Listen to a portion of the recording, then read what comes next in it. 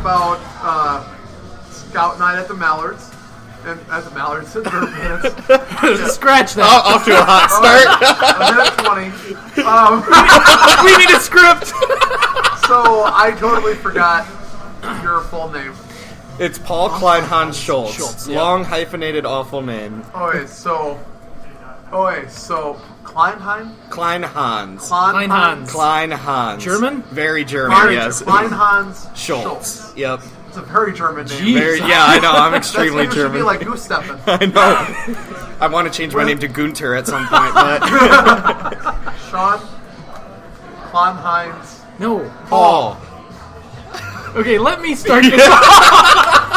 I'll let you get this. We're here today with Paul from the River Bandits. Paul, we've been working together for a couple weeks now, discussing the Scout Night at the River Bandits, and I think we got it to where we're ready to promote.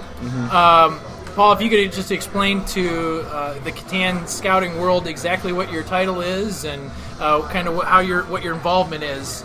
Yeah, okay. Again, my name is Paul. I'm an account executive with the Quad Cities River Bandits, and I'm in charge this year of our Boy Scout and our Girl Scout nights that we're having at the ballpark this year on Friday, June 20th, and then also Friday, June 21st for the Girl Scouts. And it's a great opportunity to get all the different clubs out to the ballpark. You get to bring your tent, spend the night on the field. We get you some entertainment. We throw some movies up on our big video board that we have in the outfield, and then we also treat you to a nice breakfast the next day to get you ready to go. But it's a really fun experience.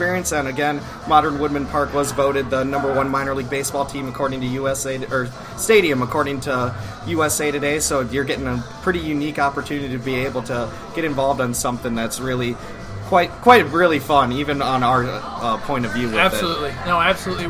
We've done this now for several years, but it seems like it's gotten better every year. I know Andy and I have been we went together last year, and it was really neat to see that outfield full of camping gear, and I know we had some interesting stories from last year. There was actually a fox in the stadium, and some of the River Bandit staff. This was before your time, Paul, but some of the River Bandit staff had to corral that fox to keep him away from the scouts. Because they were really afraid that there was something happening there. Now that fox has disappeared. I don't think he's reappeared at all with you guys. Have you seen him so around? So far, we are fox free for this year, so there will be not no a safety fox. issue there. Good. But there's some other opportunities that we have with the Bandits, not necessarily just within the scouting world, but there's other things that you guys have to offer, fantastic resources that you guys have down there at the stadium. But if you could just talk a little bit about some of the season tickets you guys have, some of the big promotions you guys have coming up that they can maybe go to, not necessarily affiliated with scouting, but just if they want to go as a family. For sure, exactly. We have a lot of great opportunities at the ballpark this year. We have a lot of different picnic areas that we have. If you want to get a big group out, kind of be able to get yourself together, get some food, throw a party, and not have to worry about the cleanup sort of thing. And also, our season does start on April 3rd, so definitely still time to get some season tickets. We have anything from full 70 all the way down to 7 games. We have a lot of different mini plans that we can throw in there for you. So definitely some great opportunities that you can do there. And we have so many different great things that we're doing at the ballpark this year. One, we have the Ferris wheel going up beyond outfield and all the different amusements that we're having this year. It's going to be a lot of fun for us this year doing all that sort of stuff. And then again, now that we're an Astros affiliate, we're doing a nice series of Astros bobbleheads this year with a lot of their different, a lot of the different great players and legends that have come through there. Craig Biggio?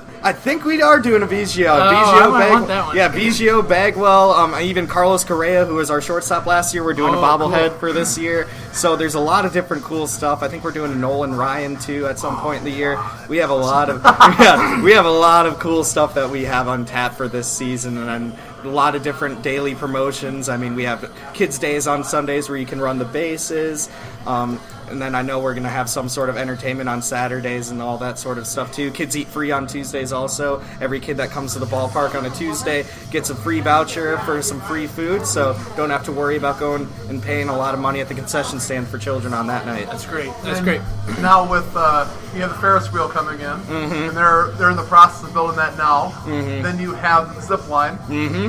And what are the other activities outside the game? Well, we're still putting it all together. We have our regular kid zone that we've had in the past with all the bounce houses, all that different sort of fun stuff. That will still be here this year. And I know we're still finalizing. I think we're getting like a drop and twist sort of ride thing that we're putting up.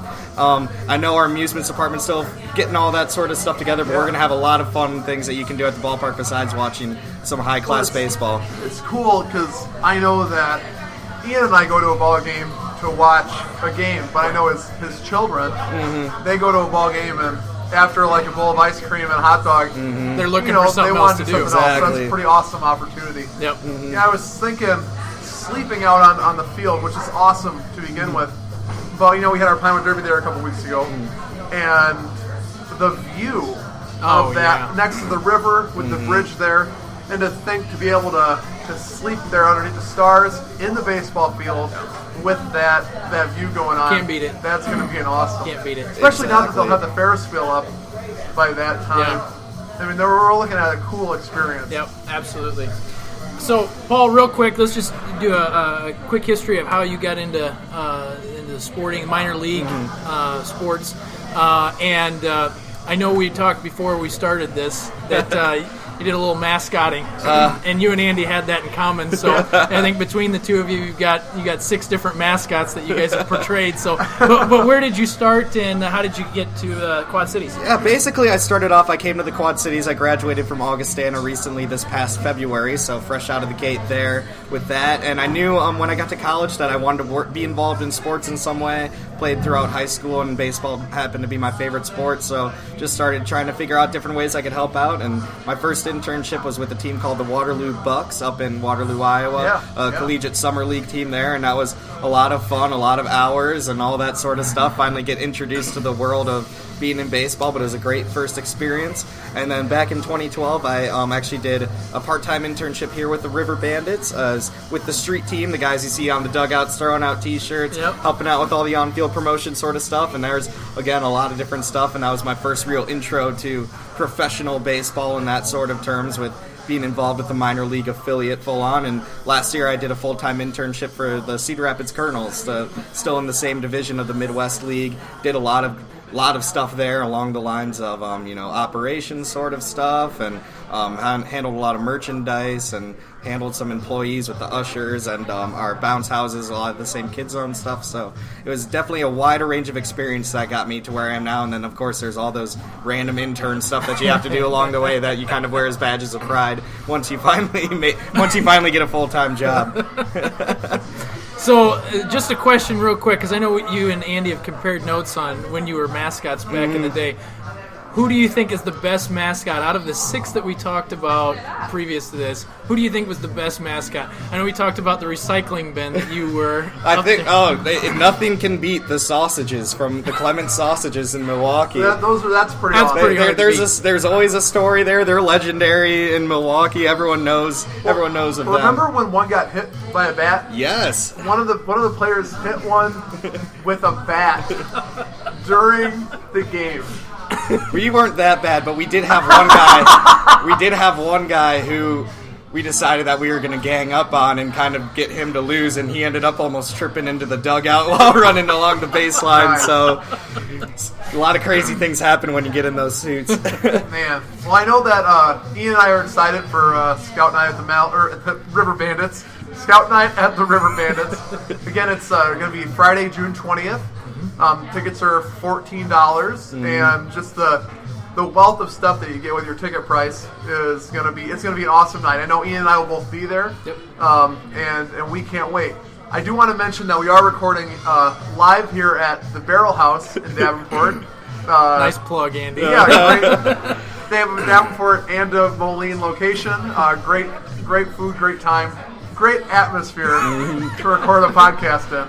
And it's great. With that $14, you get a ticket to the game. We have a pregame parade where the Boy Scouts get to walk along the field. You get a free patch for being involved with this night. And then, of course, you get to spend the night on the field and get involved with all that. So definitely a value that you really can't beat with that. Yeah. So be looking for the flyers. We'll be getting those out. Facebook, we'll be sending mass emails out, and we'll be updating our website. So keep an eye out for the flyers and mark your calendars for June 20th. Scout Night with the Bandits. Rock and roll. Not with the Mallards.